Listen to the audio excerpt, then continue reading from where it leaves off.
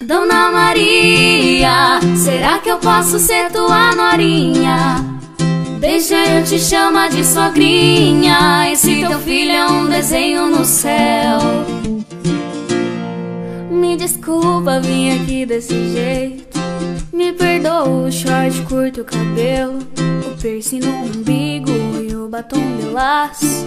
Bem na hora da novela que a senhora gosta mais. Faz 3 dias que eu não durmo direito. O seu filho me deixou desse jeito.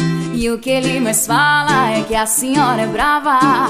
Mas hoje eu não vou aceitar levar o não pra casa. Dona Maria, será que eu posso ser tua norinha?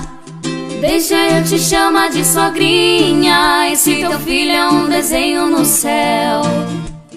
Oh, Dona Maria, será que eu posso ser tua norinha?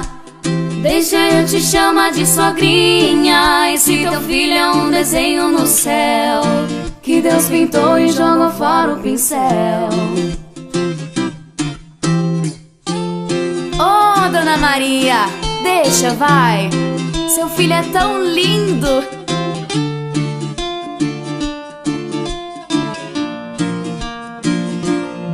Me desculpa, vim aqui desse jeito.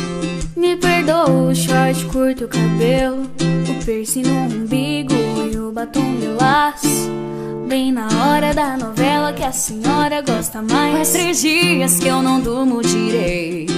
O seu filho me deixou desse jeito. E o que ele mais fala é que a senhora é brava. Mas hoje eu não vou aceitar levar o não pra casa. Dona Maria, será que eu posso ser tua norinha? Deixa eu te chamar de sogrinha. Esse teu filho é um desenho no céu.